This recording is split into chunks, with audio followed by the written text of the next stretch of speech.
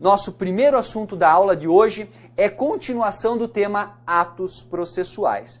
Nós já vínhamos falando desse assunto atos processuais e agora neste encontro nós vamos continuar a falar dentro dos atos processuais, especificamente nesse ponto agora sobre o lugar dos atos processuais. Veja, nós já vimos a parte de forma, agora nós vamos analisar o lugar dos atos processuais. E o que seria esse lugar dos atos processuais? Pessoal, aqui é muito tranquilo, né? Qual que é a ideia? É onde esses atos processuais são praticados. Aí você vai me dizer o seguinte, professor, o ato processual é praticado lá no escritório do advogado, ou lá no fórum, ou sei lá, depender de algumas circunstâncias, podem ser praticados lá onde está se discutindo em relação a um imóvel, por exemplo. Tá, cuidado, pessoal. Basicamente é isso, mas a ideia é que o ato processual seja praticado no fórum.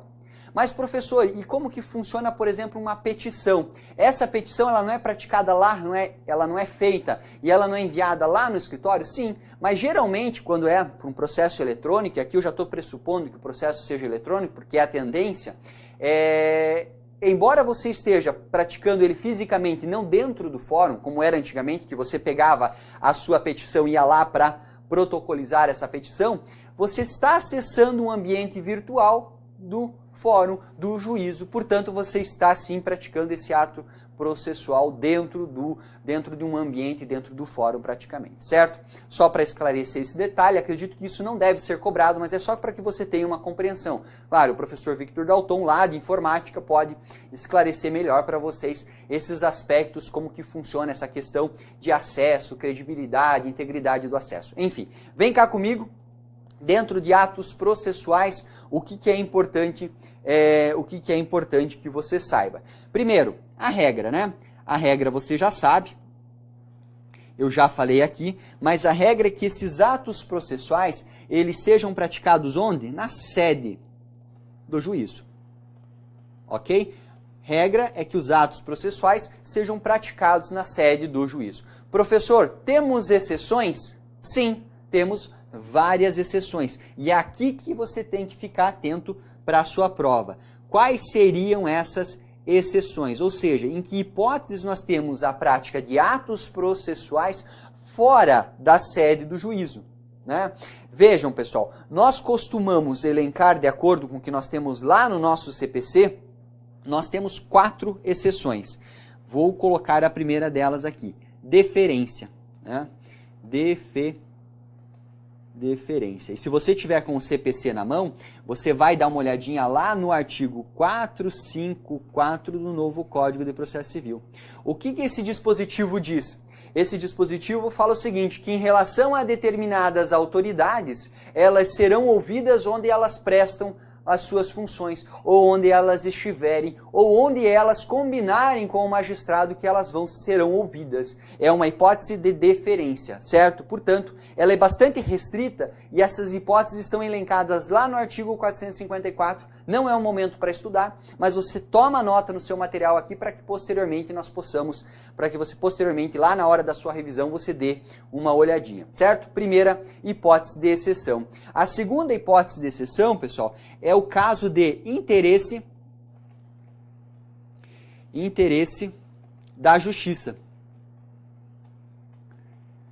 Professor, um exemplo para mim. Vejam, uma inspeção judicial. Pode ocorrer que em determinado processo, por exemplo, se está discutindo benfeitorias em determinado bem imóvel, se ela é uma benfeitoria voluptuária, se ela é necessária, enfim, você estuda isso no direito civil. Mas essa classificação da benfeitoria, ela é importante para determinar o dever de indenizar. Se for uma benfeitoria necessária, deve ser indenizada. Se não for, ela poderá ser retirada, se for possível. Enfim, há todo um regramento. Aí o juiz ele pode chegar à seguinte conclusão: eu preciso ver esse imóvel, eu preciso inspecionar judicialmente esse bem objeto da lide para que eu possa decidir isso. Nesse caso, quando ele se deslocar o imóvel, não tem como você trazer o imóvel para a sede do juízo, uma questão de lógica, nós temos uma exceção à prática dos atos processuais na sede. Perfeito, pessoal? Outra exceção. Na sequência, pessoal, nós temos também natureza do ato, né? Natureza do ato. Professor, qual o exemplo? Oficial de justiça. Quando o oficial de justiça cumpre um mandado de citação, de intimação, ele se dirige até o endereço do citando, do intimado, e faz um ato processual, não é mesmo? O ato praticado pelo oficial de justiça, e cuidado, o ato processual aqui, ao lugar da prática dos atos processuais aqui, não se refere apenas às partes, não se refere apenas aos atos processuais praticados pela parte ou pelo juiz, mas também atos praticados pelos auxiliares de justiça, como é o caso de um ato feito por um oficial que se dirige até o endereço para citar o réu. E a quarta hipótese é a seguinte, pessoal, vejam só. A quarta hipótese que temos é a de obstáculo criado pela parte, né? Criado pela parte. E aqui o seguinte, esse obstáculo criado, né, pode levar à possibilidade, né, o criado pela parte, ou melhor, vamos colocar assim, obstáculo arguido pela parte, né, porque não necessariamente criado, arguido pela parte. Portanto, nós temos essas quatro hipóteses aqui. Professor, falta um exemplo da última hipótese. Então toma nota lá, a oitiva de uma pessoa enferma. Essa pessoa ela está internada, o juiz precisa ouvir. Como ela está internada, ela não consegue se deslocar à sede do juízo para que possa ser tomada a sua oitiva. O que faz o juiz? Ele vai até o local, certo? Perfeito, pessoal. Portanto, vem cá, atos processuais, lugar dos atos processuais são essas as informações, ok? Tranquilo, pessoal. Um assunto bem fácil, assunto muito fácil, mas que é importante que você saiba, porque veja, são 4 alternativas, não são? Tem cara de uma questão objetiva. Tem cara de você criar uma outra hipótese e perguntar qual não é uma hipótese de exceção. Isso pode muito bem estar presente na sua prova. Legal? Show de bola. Agora vamos falar do tempo dos atos processuais. E aqui, máxima atenção. Máxima atenção por quê? Porque os concursos que já estão ocorrendo em 2017, esses primeiros concursos que nós estamos tendo, eles estão cobrando muito essa parte do tempo dos atos processuais. Isso é um assunto tradicional para tribunais. Das provas que eu já tenho acesso, que eu andei analisando, que nós andamos comentando, é um assunto que está caindo. Você vai ver uma série de exercícios que nós vamos tratar aqui hoje, como esse tema cai. E também, pessoal, por um seguinte aspecto. Essa parte de tempo dos atos processuais envolve a contagem de prazos. E contagem de prazos é um assunto que já era importante lá no CPC de 73. Agora, com o novo código, com a alteração da sistemática de contagem desses prazos, é ainda mais importante, certo? Então, sem mais, vamos diretamente para a análise, né? Análise dos atos, do tempo dos atos processuais. Algumas informações iniciais, tá? Regra: atos processuais devem ser praticados das 6 às 20 horas, tá?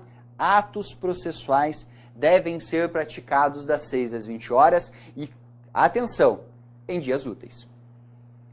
Dias úteis aqui de segunda a sexta-feira. Além disso, pessoal, em relação a férias forenses, e aqui nós temos que ir com bastante calma, que você tem que compreender o seguinte, qual que é a ideia aqui? O período, pessoal, você tem que ficar atento assim, que o período que nós tivermos, né, de 20 de dezembro a 20 de janeiro, considerado ali um período de suspensão dos atos processuais, nós também não teremos prática desses atos. É um período que nós teremos a suspensão da prática dos atos processuais. Cuidado, não confunda aqui com o recesso, que é aquele período que se destina a você, futuro servidor, que vai do dia 20 de dezembro a 6 de janeiro, e também não se confunde com férias coletivas. Vou voltar a falar disso mais adiante, mas desde já saiba que a partir da emenda constitucional 45, as férias coletivas elas não foram extintas, elas foram reduzidas. Nós não temos mais a possibilidade de férias coletivas na primeira instância, e também não temos a possibilidade de férias coletivas na segunda instância. Apenas lá no STF, no STJ, no TST, ou seja, nos tribunais de superposição é que existem ainda as férias coletivas, certo? Fiquem atentos em relação a isso.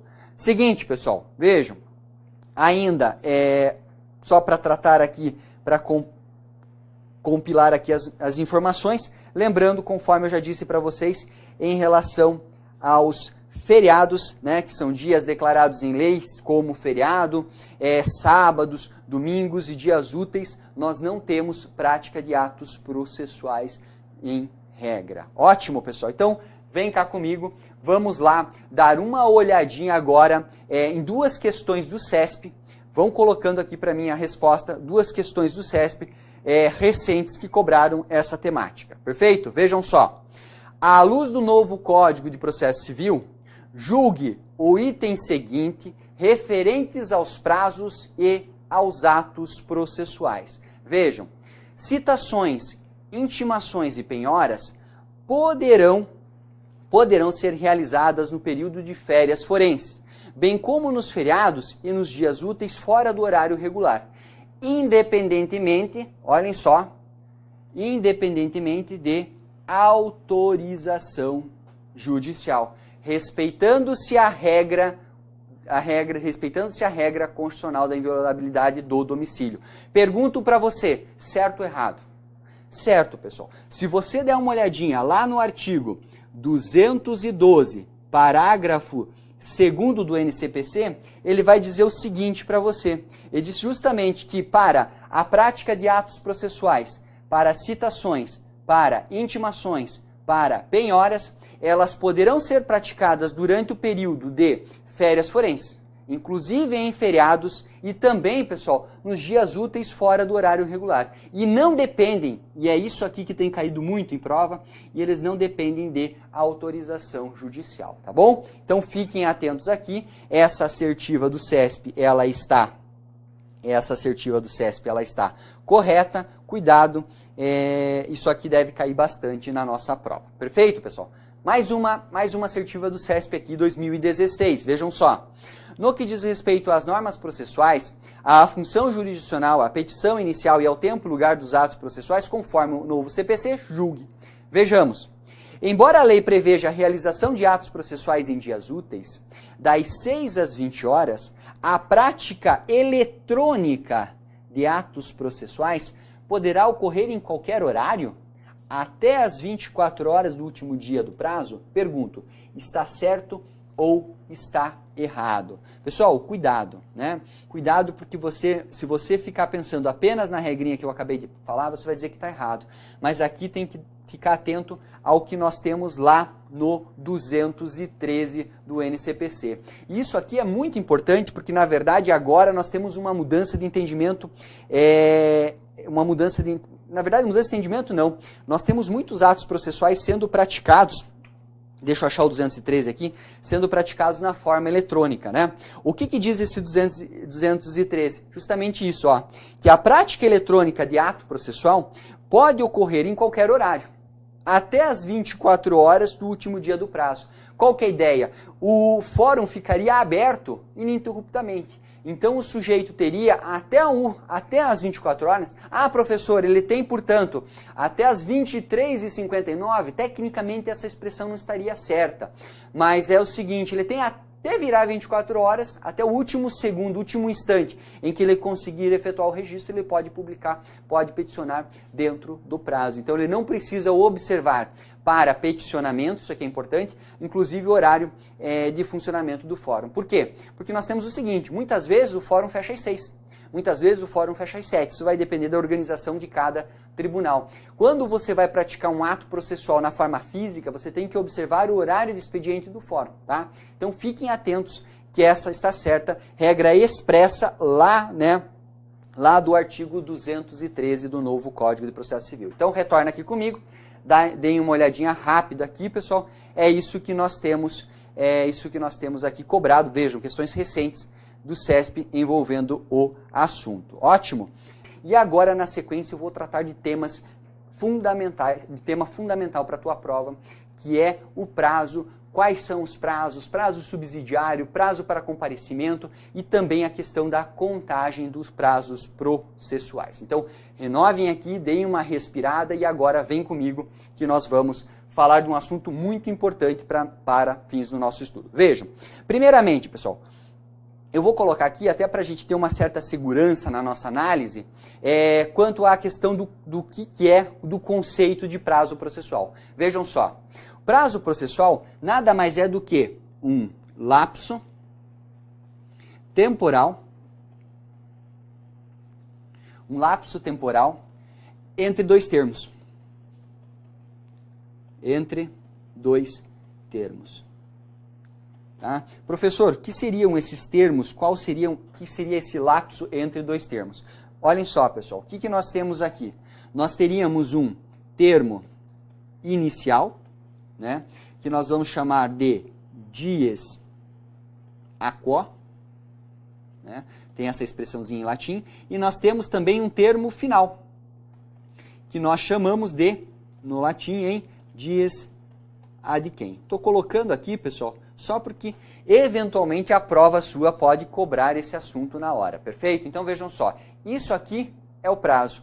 Nós teríamos, deixa eu colocar com uma outra cor aqui para demonstrar legal. Nós teríamos um termo inicial, o fluxo desse prazo e um termo final, marcando o lapso temporal aqui para esse lapso temporal para a prática do ato processual. Esse seria o conceito de prazo, né?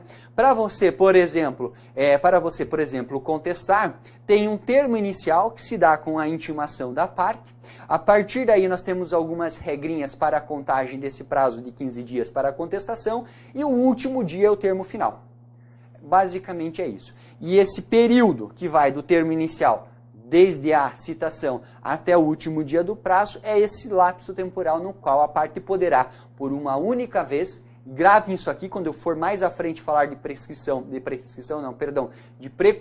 isso é importante, ele poderá por uma única vez, dentro desse lapso, apresentar a sua contestação, perfeito? Vem cá para mim na tela. Nós temos dois conceitos também no novo Código de Processo Civil que são importantes, pessoal. Prazo subsidiário e prazo para comparecimento. O que seria isso?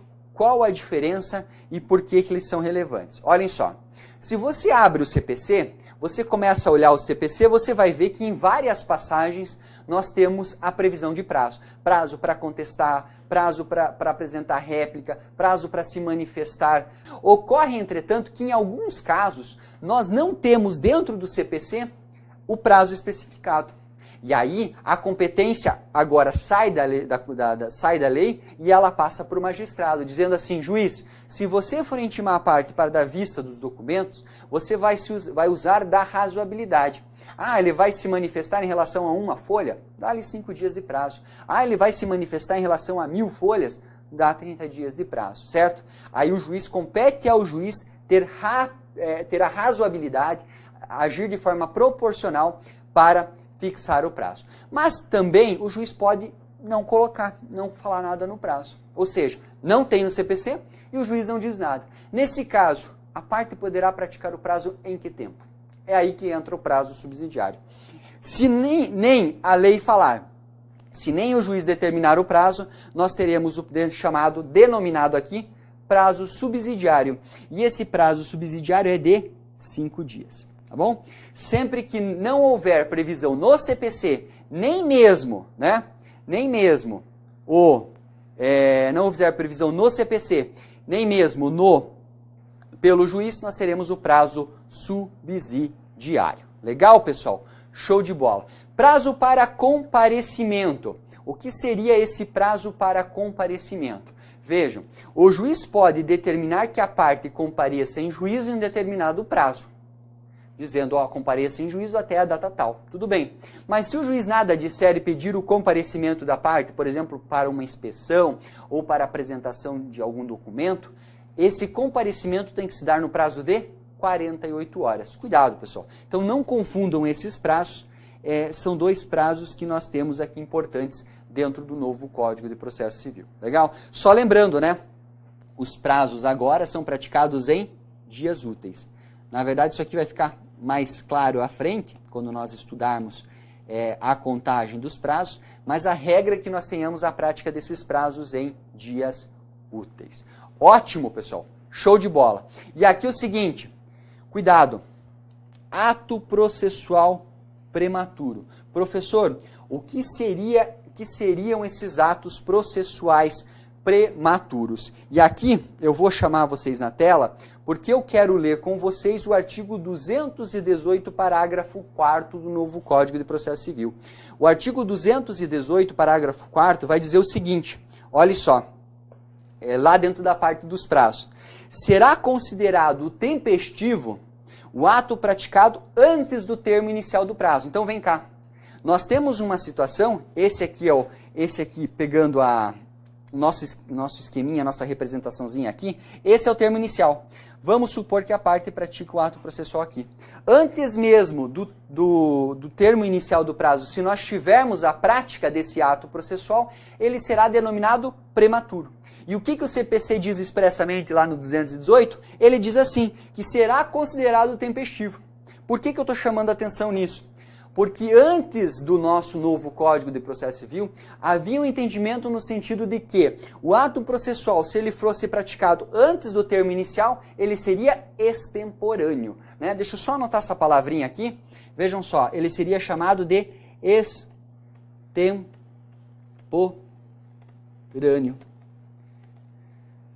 Se ele fosse praticado antes, se ele fosse um ato processual prematuro. Nós não temos mais ato processual extemporâneo pela prática antes da intimação. Professor, me dá um exemplo que eu quero compreender bem isso. Qual que seria o exemplo? Olhem só, o juiz prolata a sentença. Né? A sentença é jogada no processo e alguns dias depois, a depender do fluxo de trabalho, você lá, quando você for técnico judiciário, quando você for analista judiciário, o que você vai fazer? Você vai determinar a intimação da parte para que ela tome ciência dessa sentença e, se for o caso, ela poderá recorrer. Só que antes de o servidor intimar a parte para cientificar a parte formalmente e oficialmente daquela sentença, o advogado comparece em cartório ou ele acessa lá a petição na forma online, isso é possível, sem se dar por intimado, também é possível. Ele toma conhecimento daquela sentença que foi prolatada. E como é um caso que para ele interessa, ele tem urgência, já no dia seguinte ele vai lá e apresenta a apelação recorrendo daquela sentença. Pergunto, antes da pergunta, ele ainda não recebeu a intimação formal. Esse ato é válido? Sim, por conta do artigo 218, né, do artigo 218, parágrafo 4º do NCPC. Perfeito, pessoal? Portanto, eu só vou colocar aqui para ficar bem frisado, caso você queira anotar, para quem estiver tomando nota, ele é um ato processual válido. Show de bola? Legal, pessoal. Vamos avançando um pouquinho mais e, dentro dessa ideia, principalmente em relação a essa regra de contagem dos atos processuais em dias úteis, nós temos uma informaçãozinha relevante aqui para vocês. Eu quero que você saiba, para a sua prova, distinguir prazos materiais de prazos processuais, tá bom? Vejam só. Aqui é o seguinte, pessoal. Os prazos, eles poderão ser processuais ou materiais.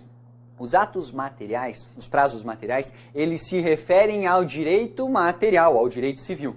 Os prazos processuais se referem ao direito processual civil. Por exemplo, um prazo para contestar é um prazo processual. É um prazo que a parte tem para o exercício de uma prerrogativa processual. Contestar, se manifestar, juntar documentos, enfim, são prazos que nós temos aqui e que nós vamos estudar com bastante afinco no curso, nessa parte, nesse bloco da nossa aula. Mas nós temos também chamados prazos materiais. Pergunto para você, se você pega o NCPC e você procura nele aqui, você vai achar regras de prescrição e decadência aqui no novo CPC? Você não encontra. Onde que você vai encontrar? Lá no 206, 205 do Código Civil. São, portanto, os prazos materiais. Prescrição, decadência, são exemplos de prazos materiais. Outro exemplo que nós temos é o prazo do edital. Né? O que é esse edital? Entre as várias formas de citação, assunto que é estudado lá na parte de comunicação dos atos processuais, nós temos a citação de forma eletrônica, por correio, por oficial de justiça, por comparecimento espontâneo, e temos também a possibilidade de citação da parte por edital. Como que funciona essa citação por edital? Esse edital ele permanece um certo tempo afixado, e a partir do momento que termina esse período de publicidade desse edital, começa a correr o prazo processual. Esse prazo do edital, ele é um prazo material. Tá, professor, eu entendi, eu compreendi principalmente essa questão da decadência, porque você falou que está lá no CPC. A minha dúvida é a seguinte, qual que é a finalidade dessa distinção? A finalidade dessa distinção é muito clara. Prazo processual conta em dia útil, da forma que você vai estudar aqui comigo. Prazo material não conta em dia útil, conta em dia corrido. Nós temos outra sistemática de contagem desses prazos. Você estuda, inclusive, essa sistemática de contagem lá no direito civil. Você não vai estudar aqui no direito processual civil. Então não confunda, não ache que todo prazo que você vê pela frente será um prazo contado de forma processual. Para nós aqui interessa só os prazos que nós vamos estudar dentro do direito processual civil. Perfeito? Ótimo, pessoal. Então, retorna para a tela. Só vou colocar aqui 2 exemplos para vocês, né? Vamos colocar aqui, vou colocar aqui para vocês 2 exemplos. O primeiro deles é o exemplo do edital. O segundo deles é o exemplo da vou colocar aqui da prescrição, da decadência, enfim, são todos prazos materiais. Ótimo. Um outro exemplo, acho muito legal isso, que é o prazo da ação rescisória, né? Ação rescisória. O prazo da ação rescisória, né? O prazo da ação rescisória, aquele prazo lá de 2 anos, né, da ação rescisória, é um prazo decadencial, não é? Então ele é um prazo material. Cuidado, não é só porque ele está previsto aqui no NCPC que ele será necessariamente ou obrigatoriamente um prazo processual. É um prazo para que você faça o quê? Para que você exerça uma ação, você exerça um direito por intermédio de uma ação rescisória para anular uma sentença já transitada em julgado. Nesses 2 anos, se você não exercer nesse prazo, nesse prazo de 2 anos, você perde o direito material de exercício perde o direito de exercer essa ação, você perde o direito de ação propriamente. Esse prazo, pessoal, não conta pulando o primeiro dia, com exclusão do dia do começo, com inclusão do dia do final, somente contando em dias úteis. Esses 2 anos, eles são corridos. Ótimo, show de bola. Então, é isso que nós temos aqui em relação a essa classificação, né, dos prazos processuais, essa distinção aqui que ela é importante para o fim da nossa análise, né? E eu quero falar 2 coisas com vocês aqui ainda dentro desse slide. Primeiro, suspensão dos prazos processuais. Segundo, prorrogação. Primeira coisa, todo prazo processual, vem cá na tela, todo prazo processual, ele é, em regra, ele transcorre da forma correta. Nós não temos hipótese para suspender, não teríamos hipótese para interromper, também não teríamos possibilidade de prorrogar, né? A não ser que as partes viessem lá e fixassem um negócio jurídico dizendo que todos os prazos naquele processo seriam prazos em dobro, ou fixassem um calendário, daí, enfim, nós teríamos essa flexibilização. Mas uma vez sabendo que o prazo para contestar é um prazo de 15 dias, ele não poderia ser prorrogado em regra. E o que nós vamos estudar aqui, na verdade? São exceções.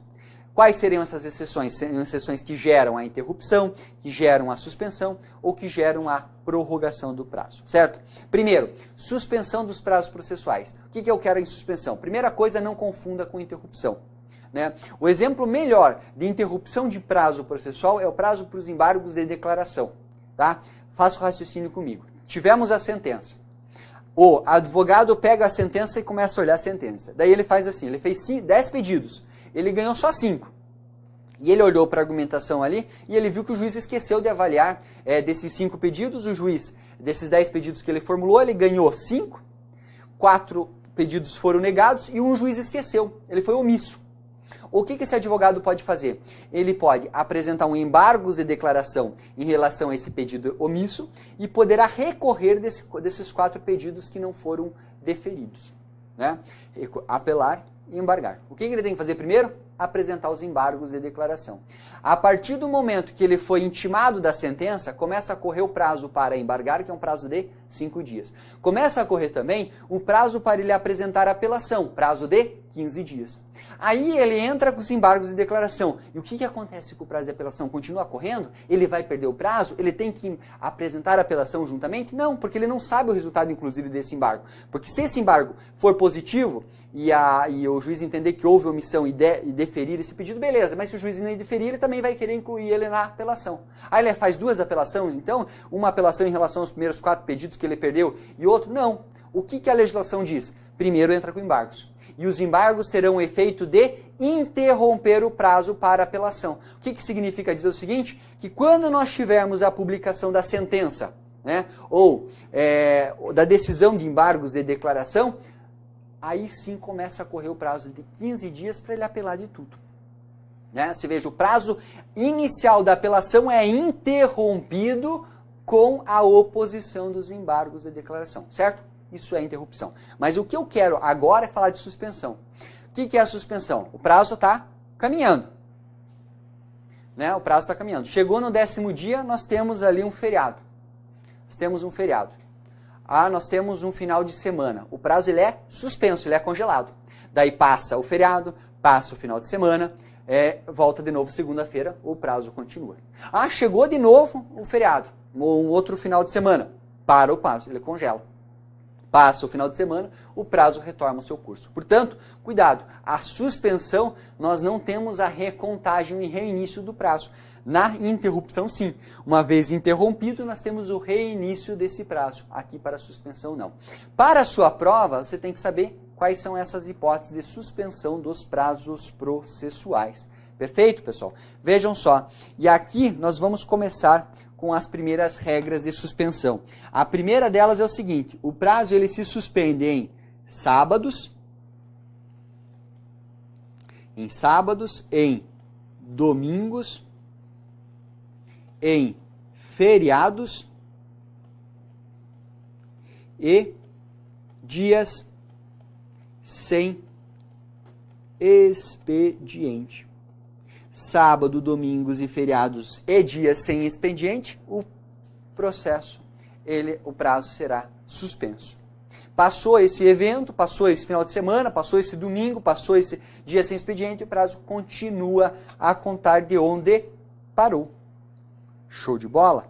Legal. Na sequência, nós temos também, pessoal, a suspensão dos prazos processuais do dia 20 de dezembro até o dia 20 de janeiro. Professor, esse aqui é o período que nós conhecemos como recesso do Poder Judiciário? Cuidado, tá? Eu vou puxar aqui no cantinho um espaçozinho para nós falarmos sobre esses conceitos. Cuidado, pessoal. Nós falamos em férias coletivas, só para você não confundir, coletivas. Nós falamos, né? Férias coletivas, nós falamos em férias forenses,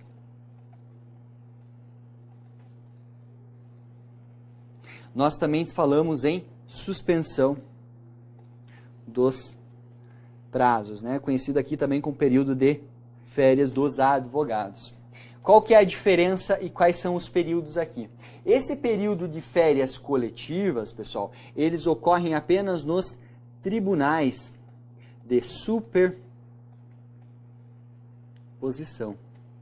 de acordo com lei específica, de acordo com o regimento desses tribunais. Por exemplo, o TSE no mês de julho, o STF também no mês de julho, e lá no mês de dezembro ele fica em férias coletivas, as atividades são totalmente suspensas, certo? Férias coletivas. Então esse aplica-se só aos tribunais de superposição.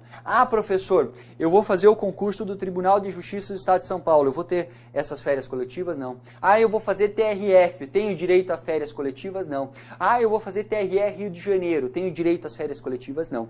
Vejam, pessoal, para a primeira instância e para a segunda instância não tem férias coletivas, tá? Só para STJ, STM, TSE, TST, STF, tá bom? Volta comigo aqui de novo. Férias forenses, pessoal, férias forenses, ou também conhecida como recesso do judiciário, o recesso judiciário, ele vai do dia 20 de dezembro até o dia 6 de janeiro. Esse aqui sim, a não ser que você vá fazer STM e STF, esse período aqui é o recesso do Poder Judiciário. Tem sistemas de plantão, tem sistema de plantão, tem sistemas que podem, algumas situações em que o servidor poderá ser exigido a trabalhar. Mas a grande maioria dos servidores não trabalha nesse período. Eu já atuei na Justiça do Trabalho e gozava, já atuei também na Justiça Estadual e também gozava desse período de recesso forense ou de férias forense. E agora, no novo CPC, que é o que eu falei aqui para vocês, nós também temos o período de 20 de dezembro, né, a 20 de janeiro, que é o prazo de suspensão dos processos para os advogados. Aí o seguinte, professor, então quer dizer o seguinte, que nesse período aqui eu também, quando eu for analista lá do TRF, ou quando eu for um analista do TRE ou do TJ, eu também vou ficar em casa? Não. Esse período é de suspensão dos prazos processuais, mas as atividades internas, elas ocorrerão. Portanto, pessoal, vejam só, do dia aqui, a partir do término, né, do dia 7 de janeiro até o dia 20 de janeiro, os prazos processuais não correm, mas eles estarão, mas você estará trabalhando regularmente, certo? Portanto, cuidado, nesse prazo aqui, nesse período aqui, nós temos a suspensão dos prazos processuais. Show de bola? Legal, pessoal. Perfeito. Vem cá, nós temos mais hipóteses de suspensão? Temos sim. Nós temos também a possibilidade de suspensão por decisão do juiz quando for reconhecido o quê? Obstáculo criado pela parte. Agora sim, um obstáculo criado pela parte. Professor, me dá um exemplo. Olhem só, nós temos situações, vamos pensar num processo que tramita na forma física. O processo que tramita na forma física, nós temos a possibilidade de você retirar o processo ou em comum acordo, você, tem 10 dias para as duas partes se manifestarem ao mesmo tempo, é o chamado prazo comum, certo? Ou seja, naqueles 10 dias, duas partes devem se manifestar. Elas não podem retirar o processo de carga, a não ser que elas retirem o processo de 2 a 6 horas para fazer fotocópia dos autos. É aquilo que vai o estagiário até lá no fórum, pega o processo, leva o processo, tira a cópia, devolve o processo e vai para o escritório. 2 a 6 horas, certo? É o que nós temos estabelecido aqui. Vamos supor que esse estagiário vai pegar o processo, o advogado liga para ele e diz o seguinte, sabe uma coisa? Eu vou arrebentar o prazo da parte contrária, né? Eu vou pegar esse processo, como a parte ainda não se manifestou, traz para o escritório e vou esperar vencer o prazo dele para que ele perca o prazo. Ele pode fazer isso? Não pode. Poderá ser condenado, inclusive, deverá, na verdade, ser condenado, inclusive, por litigância de má-fé. E esse prazo, como fica? É uma situação em que nós temos obstáculo criado pela parte. A parte pegou o processo, deveria devolver em, no máximo, 6 horas e não devolve. Nessa situação, nós temos um obstáculo criado pela parte. Ótimo, pessoal. Show de bola. E uma quarta hipótese são os denominados programas de autocomposição. O que seriam esses programas de autocomposição? Esses programas de autocomposição é o seguinte, nós temos as chamadas semanas de conciliação. Durante os períodos em que nós temos a denominada semana de conciliação, o que acontece? Todos os processos que estão regularmente tramitando terão seus prazos suspensos. Para quê? Para que todo o Poder Judiciário, para que todos os advogados, que têm muitos clientes, enfim, eles possam envidar esforços para conciliar os seus processos. Então, assim, ele não precisa ficar cumprindo os seus prazos. A gente para tudo, o Poder Judiciário para todos os prazos processuais para que o advogado possa se dedicar à conciliação. Portanto, são essas as 4 hipóteses que nós temos suspensão dos prazos processuais, ok? E prorrogação. Prorrogação são 2 hipóteses apenas, pessoal. Nós temos uma hipótese que ela é por até 2 meses. Ou seja, o prazo poderá ser prorrogado por até 2 meses. Em que situação? Né? Quando se tratar, pessoal, diz o nosso CPC, de unidade judiciária,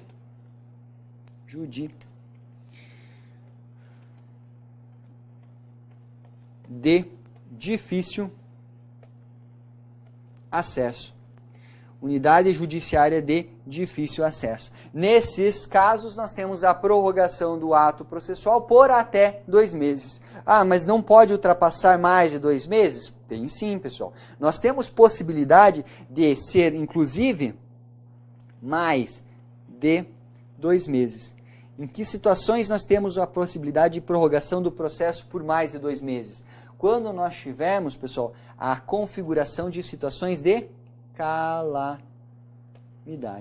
Nesses casos, né, nós temos a possibilidade de que o processo ultrapasse os 2 meses de suspensão. Show de bola? Bacana, né, pessoal? Vejam, essas regrinhas iniciais caem muito. E esse slide a respeito da suspensão, prorrogação e o anterior que fala de prazo subsidiário e não comparecimento, caem bastante em provas de concurso. Então, vem cá, eu fiz uma síntese dessas hipóteses de suspensão e prorrogação. Estão aqui, se você quiser, você toma nota para quem não concluiu as suas anotações. Olhem só, haverá suspensão em sábados, domingos, feriados e dias sem expediente. Haverá suspensão no período de dezembro a 20 de janeiro. Haverá suspensão por obstáculo criado pela parte ou ação do processo quando houver instituição do programa de autocomposição, semana da conciliação. Haverá prorrogação do processo por até 2 meses quando for unidade judiciária de difícil acesso. E essa suspensão poderá ultrapassar os 2 meses quando nós tivermos o quê? Calamidade pública, calamidade pública. Perfeito? Portanto, são essas as hipóteses aqui. E agora, vejam só, pessoal, esse assunto está despencando em provas, tá? Trouxe algumas questõezinhas aqui para que nós possamos fazer juntos. Olhem só. A respeito dos prazos processuais, é correto afirmar que, vamos lá, letra A. Inexistindo preceito legal ou determinação judicial, será de 3 dias o prazo para a prática do ato processual a cargo da parte? Não. Será, pessoal, de 5 dias. Certo? Portanto, a letra A ela está incorreta. Portanto, a letra A está incorreta. Vamos lá. Na sequência, letra B. Na contagem de prazos, computar-se-ão os dias úteis, domingos e feriados. Não. Acabamos de ver que domingos e feriados são hipóteses em que o prazo ele é suspenso, não vai ser contado. Ao juiz é vedado reduzir os prazos peremptórios sem anuência das partes. E aqui, pessoal, eu quero que você venha aqui comigo na tela, porque nós temos um pequeno problema aqui para analisar. Tá? O que acontece agora na temática do novo CPC? O novo CPC, ele vai lá perto do artigo 216, ele fala, na verdade, 216, daí depois ele vem ali, na verdade, no 218, e passa a trazer uma série de regras em relação aos prazos processuais, né? E ele fala o seguinte, né? Ele vai dizer o seguinte, que ao juiz é vedado reduzir prazos peremptórios sem anuência das partes. Então, respondendo à questão, nós temos que essa, né, essa alternativa aqui, ela está correta e ela é o gabarito da questão. Penélope recebeu pessoalmente em sua casa, em um domingo às 22 horas da noite, né, um mandado de citação para responder uma demanda contra si ajuizada. Ou seja, foi citada no domingão de noite. Ok? Vejamos. Em sua defesa, Penélope alegou o quê?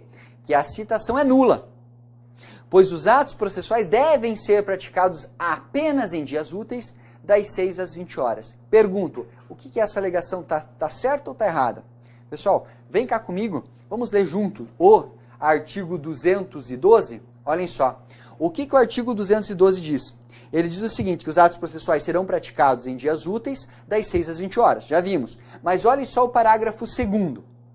Independentemente de autorização judicial, citação, intimação e penhora, ou seja, Penélope foi citada, está aqui dentro, né?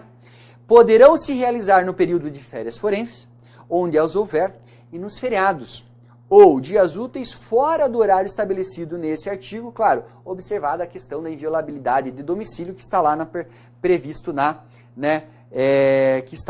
lá na nossa Constituição. Então, pessoal, ela alegar aqui que os atos, que essa intimação foi nula, está incorreta. Tá, professor, mas por que nós temos, portanto, essa possibilidade de oficial de justiça citar a parte, por exemplo, no domingo, 10 horas da noite? Nós temos essa previsão justamente porque as pessoas trabalham, porque as pessoas podem não estar na sua residência durante o horário de expediente regular. Então você confere ao oficial de justiça a seguinte prerrogativa: procure cumprir no horário regular. Você vai lá vai na residência do camarada para cumprir a intimação no horário regular. Mas se ele não estiver lá, você vai citar ele à noite. Você vai citar ele no final de semana, inclusive no domingo às 22 horas, certo? Então agora vejam só. Essa alegação não procede, letra A, pois o ato processual denominado citação pode ser praticado independentemente de autorização judicial durante o período de férias forenses. Nos feriados ou dias úteis fora do horário forense. Certo ou errado? Perfeito. Letra A, gabarito da nossa questão. Tá bom? Rapidinho aqui nas demais. Procede, já que os domingos são considerados feriados para efeito forense. Tá, são considerados feriados, mas a gente já viu que pode, né? Parcialmente procede, eis que a citação, embora válida, é inexistente, porque realizado fora. Não. Procede, pois, não procede. Não procede, pois a citação é válida. Eis que não existe limite de tentativas para localização. Sim, existe. Nós vamos estudar isso um pouco mais à frente, né? Um pouco mais à frente, esses limites de horário, pessoal. Legal? Então está incorreta aqui a letra E. Show de bola? Show de bola. Legal? Em frente, mais uma questãozinha aqui para vocês. Agora uma prova da VUNESP. Olhem só, com relação aos prazos no atual Código de Processo Civil, só ver uma coisa? Tá, isso aí.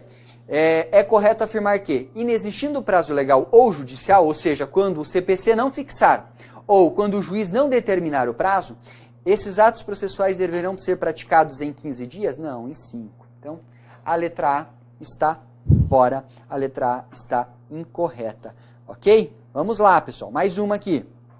Vejam só, a contagem de prazos será feita em dias úteis, mesmo que tais interregnos tenham caráter de direito material. Não, como eu falei para vocês, se for prazo de direito material, aí nós não temos a prática do ato processual, nós não teremos a contagem não será em dias úteis, será em dias corridos. Show de bola? Portanto, letra B também está fora. Letra C. Será considerado considerado intempestivo o prazo cumprido antes do termo inicial da sua contagem? O que é isso? É o chamado ato processual. Ato processual prematuro. Qual que é a ideia? É justamente isso. Ele foi cumprido antes do termo inicial. É válido? Ele é intempestivo? Ele é extemporâneo? Não. Ele é totalmente válido conforme nós havíamos iniciado. Perfeito? Portanto, letra C também está incorreta. D. Na seção ou subseção judiciária, onde for difícil o transporte, o juiz poderá prorrogar o prazo por até 2 meses. Difícil o transporte até 2 meses? Sim. Se for calamidade, mais de 2 meses. Mas como é hipótese de difícil o transporte, até 2 meses. Gabarito, letra D. Vejam aí, por se tratar do processo de direito indisponível, as partes não poderão renunciar aos seus prazos. Podem sim, se for um prazo exclusivamente fixado a seu favor, ela poderá renunciá-lo desde que se trate de direito dispositivo. Show de bola, pessoal. Vou retomando o tema aqui. E agora, ainda dentro da parte de atos processuais, nós vamos falar sobre contagem dos prazos processuais. E pessoal, cuidado. Primeiras informaçõezinhas básicas. Conta em dia útil, não considera sábado, domingo, feriados, dias sem expediente, dentro de tudo aquilo que a gente viu. O que eu preciso que você saiba aqui? Você saiba que a contagem dos atos processuais, ela passa, na realidade, pela distinção da data do começo do prazo e da data em que o prazo começa a correr. São duas coisas totalmente diferentes que nós temos fixado no novo CPC. Então, vejam aqui na tela, esse é o primeiro slide dessa retomada do conteúdo, pessoal. Vejam só, contagem dos prazos processuais, tá? Regra fundamental, exclui o dia do documento, não. Olha o corretor atrapalhando nós aqui. Dia do começo, inclui o dia do vencimento, certo? Então, veja, na contagem do prazo processual, nós temos a exclusão do dia do começo e a inclusão do dia do começo, tá? Qual que é a ideia aqui? Uma coisa é falar em começo do prazo, outra coisa é falar em início da contagem. Até porque é o seguinte, o prazo ele começa, né? O prazo ele começa num dia e vai contar no dia seguinte. Tá? Ele começa em um dia, ele vai pular e vai começar a contar no dia seguinte. Por que isso? Porque nós excluímos o dia do começo. É lógico, tá bom? Então vem cá comigo. A partir disso, essa é a regra básica. Essa regra é fundamental, você tem que saber. Tá?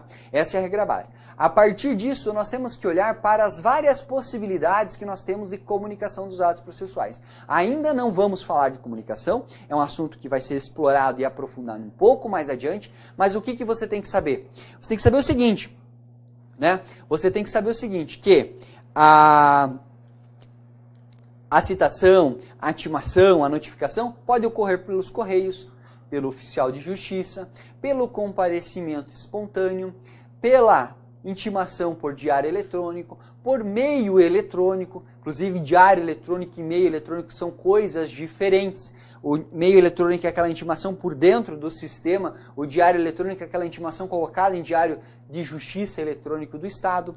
Enfim, nós temos várias formas de comunicação dos atos processuais. E a depender dessa forma de comunicação do ato, nós temos uma data ou outra para o começo do prazo. Beleza, fixei o começo, pulo o dia do começo, dia seguinte conta o prazo, tá? Regra geral. Eu quero que vocês venham comigo, prestem atenção a essas hipóteses, e daí na sequência eu tenho 3 exemplos aqui, com calendários que facilita a compreensão do conteúdo, certo? Então, vejam só, vamos lá para o nosso slide. Vejam, pessoal. Nós temos o seguinte, né? Nós temos o seguinte. Primeira forma de comunicação, né? Pelos correios. Quando a parte for intimada pelos correios, o prazo dela começa na juntada. Juntada do AR, do aviso de recebimento da intimação. Por quê? Nós temos uma cartinha, ela é enviada para o endereço da parte, a parte chega lá o carteiro, a parte assina o aviso de recebimento, dizendo que naquele dia, naquele horário, ela recebeu. Esse aviso de recebimento volta para o cartório, você, técnico judiciário, vai pegar aquele AR e vai colar no processo. No dia em que você efetuar a juntada, você registra. Juntei aos autos o aviso de recebimento da intimação de fulano tal, conforme despacho de folhas tal. Ponto, assina, data, coloca lá o dia que você efetuou. Nesse dia da juntada, nós temos o começo do prazo. Professor, esse é o primeiro dia do prazo? Não. O primeiro dia do prazo será o dia seguinte. Por quê? Porque o começo do prazo ele é excluído na contagem, tá bom? Então, volta aqui comigo. Primeira informação. Olhem só, quando nós tivermos a comunicação, a intimação, a citação por oficial de justiça, do mesmo modo, quando o mandado for juntado. Ah, professor, não é o dia em que o oficial ele efetivamente comunica? Não. É no dia em que ele pega aquele documento que certifica o cumprimento da intimação e ele coloca no processo, tá? Correio oficial juntado. Ótimo. Agora aqui, pessoal, vejam. Né? Agora aqui, por ato do escrivão ou chefe de secretaria, na data atestada. Como que é isso? Ah, o advogado passa lá no cartório, ele estava numa audiência, daí ele passa no cartório e ele diz assim, eu queria dar uma olhada no processo X. Vai o cartorário, pega o processo, antes de entregar para o advogado, ele olha, olha aqui, ó, eu tinha que intimar ele desse despacho. O que eu vou fazer? Eu já vou efetuar a intimação dele no cartório. Ele chega lá para o advogado e diz assim, ó, doutor, o senhor tem os autos aqui, eu vou fazer uma certidão dizendo que eu intimei o senhor a respeito dessa decisão de folhas tal. Pode? Pode, acontece muito. É essa a hipótese aqui. Veja, por ato do escrivão, o chefe de secretaria, na data que for atestada, certo? Vejam, sempre você vai olhar para considerar o começo do prazo na data que nós temos formalmente a ciência ou a certificação de que esse ato foi comunicado no processo. Né?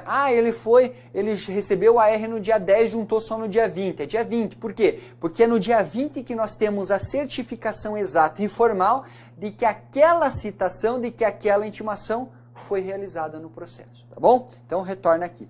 Por edital, pessoal, aqui atenção. Por edital, quando nós tivermos a intimação por edital, nós vamos considerar o dia útil seguinte ao fim da dilação assinada pelo juiz. E agora vem cá comigo. Eu até criei um exemplo mais à frente, mas como que funciona o edital? Edital é prazo material. Ah, professor, e o prazo processual? São duas coisas. Numa intimação por edital, nós temos dois prazos. Primeiro, o prazo do edital. Segundo, o prazo processual que vem na sequência. Esse prazo do edital é prazo material, conta em dia corrido. Esse prazo processual, na forma lá que eu já tratei com vocês, só em dias úteis, pulando aquelas hipóteses de suspensão que nós já falamos. Certo? Beleza. Como que funciona? O juiz determinou a citação da parte ré por edital. Perfeito. O servidor, ele vai fazer o quê? Ele vai dar ampla publicidade a esse edital na forma da legislação, por exemplo, afixando, mandando para a imprensa, afixando o edital no fórum. E o juiz diz assim, deixe esse edital afixado por 2 vezes por 20 dias.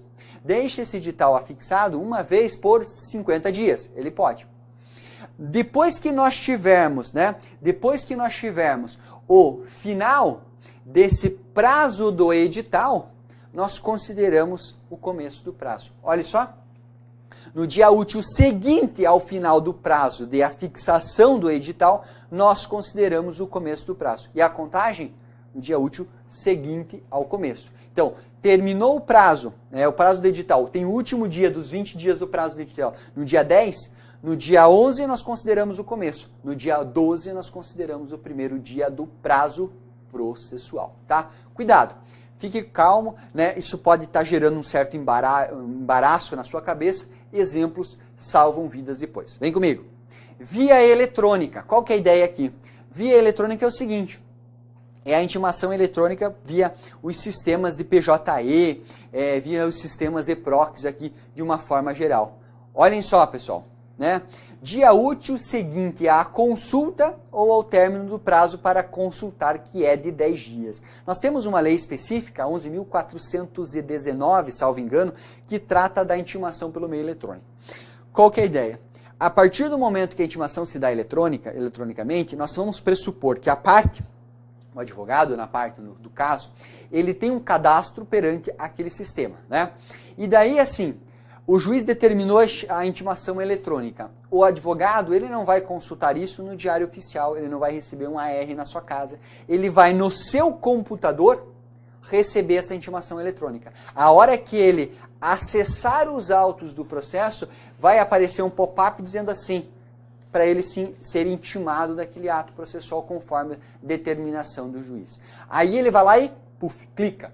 No momento em que ele clicar, ele se dá por intimado.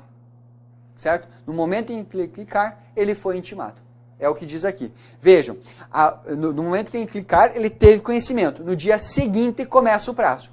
E daí no dia posterior começa o curso do prazo. Então, portanto, no dia em que ele efetivar a consulta, mas e professor, se ele não efetuar a consulta, se ele não acessar o processo para ver, o que diz a lei? Que ele tem 10 dias. Se ele não fizer isso em 10 dias, o dia seguinte é o dia do começo do prazo.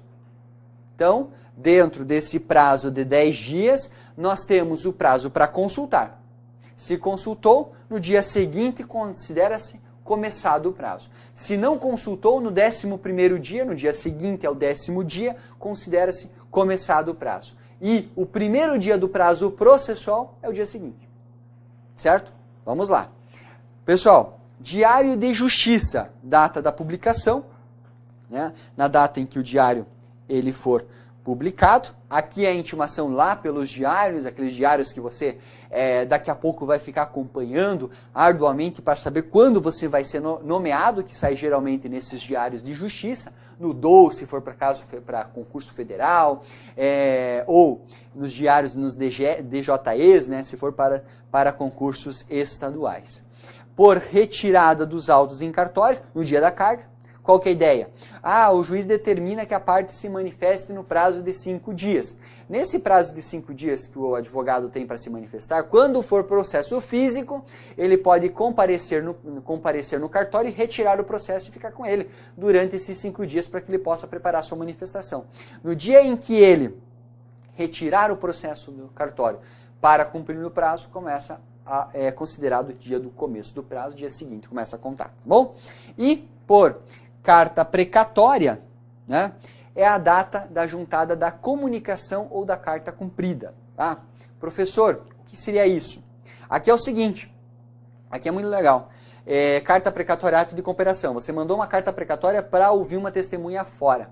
Aí a hora que foi ouvida essa testemunha, nós temos a juntada da comunicação dizendo que foi ouvida, começa o prazo. Mas se nós não tivermos a juntada dessa comunicação de que a testemunha foi ouvida e nós tivermos a devolução da carta precatória, nós vamos pegar aquela carta precatória e vamos colocar ela no processo principal. No dia em que houver essa juntada, formalmente ele está cientificado do começo do prazo, caso ele queira se manifestar em relação a essa testemunha que foi ouvida. Perfeito? Portanto, fiquem atentos, são essas as formas que nós temos de contagem e, claro, a fixação de quando efetivamente há o começo do prazo. Professor, embaralhou tudo. Eu até entendi alguma coisa, eu vi mais ou menos ali, eu entendi que tem um começo do prazo, daí no dia seguinte nós temos o primeiro dia do prazo, mas eu preciso materializar isso. Então, agora vem comigo aqui analisar o primeiro exemplo. Olhem só. O juiz despachou em 1º de novembro de 2016. Olha aqui, ó, 1º de novembro de 2016, em verdinho aqui para nós, o dia que o juiz dá um despacho. E nesse despacho ele determinou que a parte se manifeste no prazo de 10 dias. Com disponibilização no diário eletrônico no dia 3. Tá? Ó, a disponibilização ocorreu no dia 3, certo? Foi aqui. Dia 2 foi o dia que o servidor fez o serviço. Tá? No dia 3 nós tivemos a disponibilização no diário eletrônico. Quando que nós temos o começo do prazo? Se foi disponibilizado no dia 3, né, nós vamos ter o começo do prazo no dia seguinte. Portanto, aqui é o começo do prazo. Professor, então aqui no dia 5 já é o primeiro dia? Não, pessoal, não é o primeiro dia. Por quê? Porque dia 5 é um sábado, dia 6 é um domingo, então nós vamos desconsiderar tanto o dia 5 quanto o dia 6. E o primeiro dia do prazo será dia 7. E a partir daqui, contagem. Ó, 1, 2, 3, 4, 5, 6. Dia 15 é feriado de proclamação da República. O enunciado da questão, se cobrar para você uma contagem, ele vai colocar aqui para você. Então, vai colocar aqui para você. Então, você pula o dia 15. Então, voltando lá. 1, 2, 3, 4, 5, 6, 7, 8, 9. Pula os finais de semana, 10. Dia 21 é o último dia para que o ato processual possa ser praticado. Tá bom? Só lembrando aqui que o dia 2 de novembro também é um feriado, tá? E nós temos que pressupor que no dia 4 nós tenhamos expediente. Quando nós temos aquela prorrogação, dia sem expediente por prorrogação do feriado, essas coisas acontecem dentro do Poder Judiciário, né? Daí não vai contar, mas nós vamos pressupor aqui que dia 4 efetivamente teve expediente for esse, tá bom? Esse é o primeiro exemplo. Veja, não é difícil, pessoal. A ideia é que você tenha que prestar muita atenção para saber identificar o quê? Isso aqui, ó. Quando que há o começo do prazo. Se você identificar corretamente quando há o começo do prazo, o resto vai ficar extremamente fácil para responder, certo? Mais um exemplo. Olhem só. O juiz despachou novamente, lá no dia 1º de novembro, determinando a intimação da parte por edital. a situação do edital aqui. E esse edital diz o juiz que ele deve ser afixado por 20 dias. E aqui, pessoal, deixa eu já colocar aqui a setinha para vocês, é um prazo material. Então, nós temos contagem dias corridos. Ok? Dias corridos. Cuidado, esse não é um prazo processual. Eu pergunto para você, é só você pensar o seguinte, esse prazo do edital é prazo para se manifestar? Não. É prazo para dar ciência à parte. Eu sei que ela não vai, a gente sabe que a parte não vai consultar o processo, não vai consultar um diário oficial, isso é muito difícil acontecer na prática, mas é uma hipótese de citação ficta. Então, esses 20 dias que nós temos aqui é o prazo para consultar o processo, é um prazo material, não é um prazo para a parte, não é prazo para a parte se manifestar, para recorrer, para nada. É prazo para ela tomar ciência, prazo de direito material. Tá bom? Então, volta para cá. No dia 20... por 20 dias corridos. A fim de que ela conteste, apresente a contestação em 15 dias. E aqui sim, aqui é o prazo de contestação, e esse prazo ele é um prazo processual. Tá? Só para esclarecer. Daí aqui você já vai ver bem a diferença entre os dois prazos e as respectivas formas de contagem. No caso, o servidor cumpriu a diligência no dia útil seguinte, portanto, em 3/11. Ou seja, no dia 3 aqui, nós tivemos lá a afixação do edital, a publicação do edital. A partir daqui, pessoal, vejam, no dia seguinte ali, nós temos ali a contagem desse prazo de 20 dias, prazo do edital. Então, vejam só. Olha aqui, ó, vou contar direto, não vou considerar inclusive sábados e domingos. Por quê? Porque é prazo de dia corrido. 1, 2, 3, 4, 5, 6, 7, 8, 9, 10, 11, 12, 13, 14, 15, 16, 17, 18, 19, 20. Aí você pula um dia, porque é no dia útil seguinte, e nós temos aqui, o começo do prazo no dia 24, e a contagem já no próximo dia útil, que é no dia 25. Então, vejam, acabou o prazo, começo do prazo. Pula um dia, exclui o dia do começo, que é o dia, deixa eu colocar aqui o dia 24 como o dia do começo. Dia útil seguinte é o dia do começo do prazo. Portanto, o primeiro dia para apresentar a contestação é no dia 25. E agora, vejam, agora você vai pular final de semana.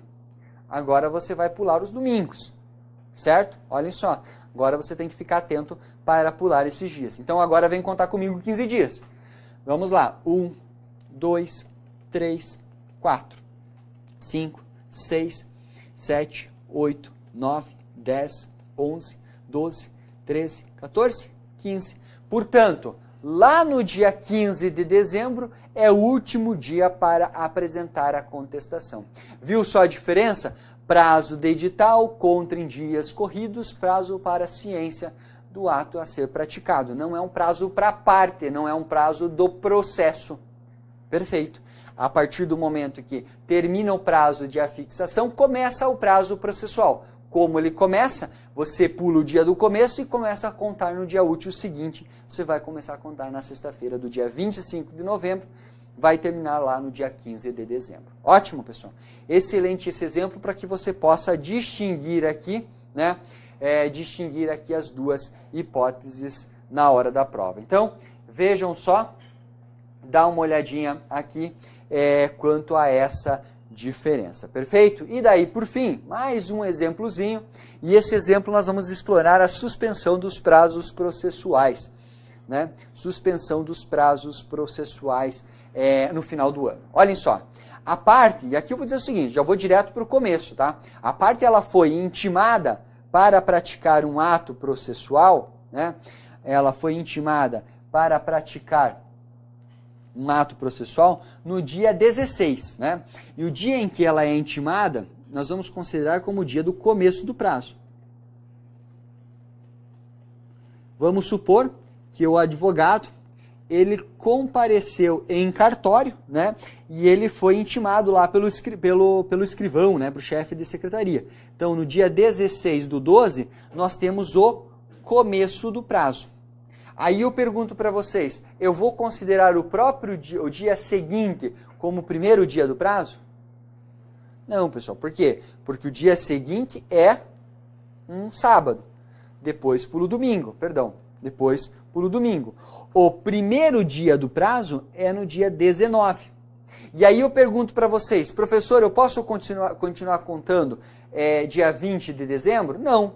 Por quê? Porque você sabe muito bem que do dia 20 de dezembro até o dia 20 de janeiro, nós temos o que nesse período? Nós temos a suspensão. Suspensão dos prazos. Então eu vou pular todos esses dias? Vou sim, o prazo vai ficar congelado. Vejam, ele vai ficar congelado, portanto, do dia 20 até o dia 20 do mês de janeiro no outro ano. Ótimo? Beleza. Aí terminou dia 20. Ocasionalmente, dia 21 é sábado, desconsidero. Dia 22 é domingo, desconsidero. O segundo dia do prazo vai ser no dia 23. E agora eu vou seguir contando o prazo de 10 dias aqui do nosso exemplo. Olhem só. 2, 3, 4, 5, 6, 7, 8, 9, 10. O último dia para praticar o prazo processual será no dia 2 de fevereiro. Perfeito, pessoal? Ótimo. Então agora vocês viram claramente uma questão de prazo material, o edital. Viram claramente uma situação de suspensão. Se o juiz determinar a suspensão, por exemplo, por qualquer outro motivo, né? Se o juiz determinar a suspensão por qualquer outro motivo, tudo bem, não há qualquer problema, você vai congelar o prazo nesse período de suspensão. Na hora da sua prova, pouco provável que nós tenhamos questões que peçam para você contar prazo. Tanto é que na hora que eu separei as questões para a nossa bateria, eu encontrei pouquíssimas questões nesses moldes. As que eu trouxe, na verdade, são um pouco mais antigas. É necessário adaptar totalmente. Então, cuidado, se você tem uma bateria de questões de 2015, de 2014, você pode usar, mas você tem que sempre ficar atento que do CPC de 73 para agora mudou. Lá no CPC de 73 contava em dias corridos, nós não tínhamos essa suspensão de prazos em finais de semana. Então, muita atenção a essas questões antigas, tá bom? Então, volta para a tela. Eu tenho uma questãozinha aqui para que nós possamos, né,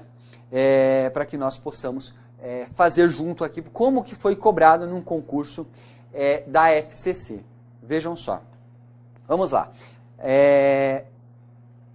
Considere a seguinte situação hipotética, perfeito? Olha, determinado ato processual deve ser praticado pela parte no prazo de 5 dias. Então, vamos anotar aqui. Primeiro, o prazo ele é de 5 dias, prazinho curto. A publicação efetiva, né? A publicação efetiva desse ato ocorreu no dia... Publicação... Ela ocorreu no dia 14, né? 14 do 10, em uma sexta-feira. Certo? A publicação ocorreu em uma sexta-feira. E vejam, pessoal, não fala em disponibilização, não fala em nada, ele fala em publicação. Então, você vai considerar o dia da publicação, ele não especifica qual foi a forma. Você vai considerar a publicação como o dia do começo do prazo. Certo? Né? Você vai considerar essa publicação como o começo do prazo. Perfeito? Tranquilo. E agora vejam só. Né? E agora vejam só. Se no dia 14 nós tivemos a publicação, no dia útil seguinte nós teremos o primeiro dia do prazo. Só que daí você tem que considerar que nós temos o sábado e que nós temos o domingo. E agora eles são pulados. Então, dia 15, fora. Dia 16, fora. O primeiro dia do prazo será no dia 17. Daí nós vamos ter 18, nós vamos ter 19... nós vamos ter 20, ó. 1, 2, 3, 4, nós vamos ter 21, que é o quinto dia. Portanto, pessoal, o último dia para a prática desse ato processual, ele será no dia 21, no caso, na sexta-feira. Agora vem cá comigo, vamos responder a questão olhando aqui para as alternativas. O último dia para a prática do ato processual será em 24? Não, 20 não, 21 de outubro de 2016. Perfeito, pessoal? Tranquilo? Vejam só, cuidado. É uma questão, inclusive, simples. No meu modo de ver, a FCC poderia, inclusive, complicar um pouco mais essa análise, trazendo, por exemplo, uma situação como essa aqui de suspensão, ou uma situação como essa aqui que nós vimos de intimação que envolve edital. Mas eu já trouxe aqui o pior dos mundos para vocês para uma cobrança de prova, então você não vai precisar se preocupar. Se você compreendeu bem esse exemplo, você não vai ter dificuldade. Perfeito, pessoal? Muito legal. Fico muito feliz se vocês estiverem compreendendo bem essa sistemática de contagem dos prazos, tá bom? E para que nós possamos encerrar efetivamente o estudo de atos processuais, mais 2 slides com algumas regrinhas gerais aqui para nós. Olhem só, contagem de prazo, né? Algumas regras específicas. Você já viu isso em questão? Cai muito, então eu trouxe aqui para vocês. 225. O que diz o 225? Que a parte poderá renunciar ao prazo que for estabelecido exclusivamente a seu favor. Ou seja, se for um prazo apenas para ela pode renunciar a esse prazo. Desde o que faça, claro, de forma expressa. Perfeito, pessoal? Show de bola. Então, fiquem atentos. Prazos do juiz, né? O juiz tem prazo ou ele pode fazer o ato processual quando ele quiser? Vejam só, e aqui eu quero chamar a atenção para vocês só para um detalhe, vem cá comigo. Nós temos aquela afirmação de que os prazos do juiz, eles são prazos impróprios, né? São prazos, né, que o juiz não precisaria cumprir adstritamente, não sofreria preclusão pela não prática desse ato processual. No CPC de 73, isso era mais jogado, né? Então o juiz raramente sofreria alguma coisa. Quando nós tivemos lá a emenda constitucional 45, a criação do CNJ, que inclusive integra o nosso Poder Judiciário, houve uma evolução no entendimento aqui e houve um sistema de responsabilização de maior disciplina de controle dos atos judiciais por intermédio do CNJ. Agora no CPC, lá no artigo 226, nós temos a fixação dos prazos do juiz. E eu estou falando disso para você porque se você continuar olhando ali o artigo 226, o que nós temos? Nós temos, na verdade, um pouco mais à frente, lá pelo artigo, olha só, nós temos mais à frente, na verdade, lá dentro da parte dos atos praticados, dos pronunciamentos judiciais, a possibilidade de responsabilização do juiz caso ele não cumpra os prazos processuais. Tá? Então fiquem atentos que agora há um sistema maior dentro do CPC para que nós possamos responsabilizar os magistrados, tá bom? De toda forma, para a tua prova, tem que saber esses prazinhos aqui, tá bom? De toda forma, tem que saber esses prazinhos aqui. Vejam só, o juiz proferirá despachos, né? Despachos no prazo de 5 dias, decisões interlocutórias, resolve incidentes no prazo de 10 dias, sentenças, 30 dias, tá bom? E você, futuro servidor, né? E você, futuro servidor, você tem algum prazo para cumprir? Ou você pode praticar os atos processuais quando bem entender? Não. O serventuário, né? O serventuário, né? Aqui você pode considerar o TJAA, o técnico judiciário, os AJs de uma forma geral, eles devem enviar o processo para conclusão no prazo de 1 dia. E execução dos atos determinados pelo magistrado no prazo de 5 dias, tá bom? Fiquem atentos aqui, 2 prazinhos bobinhos, mas vai que isso pode ser cobrado na sua prova, você já está atento ao 228. Ótimo. E aqui o seguinte, prazo para as situações de litisconsórcio. Nós vimos, pessoal, que, lembra só, Ministério Público, Defensoria Pública e Advocacia Pública, a chamada Fazenda Pública lá em juízo, eles possuem o benefício do prazo em dobro para todas as manifestações no processo. Há mais uma parte, ou melhor, há mais uma situação específica em que esses prazos serão contados em dobros. Nessa hipótese aqui, do 229. Quando nós tivermos 2 partes no processo, litisconsórcio, isso mesmo. Quando nós tivermos dois autores ou dois réus, litisconsórcio ativo ou passivo, os prazos poderão ser contados em dobro, certo? O que é necessário para que esse prazo seja contado em dobro? Dois requisitos. É necessário que os advogados dessas partes sejam diferentes, sejam dois advogados diferentes, e os escritórios desses advogados sejam diferentes também. Ah, professor, não basta então que nós tenhamos advogados distintos? Não. Lá no CPC de 73 só falava advogado diferente e prazo em dobro. O que aconteceu na prática?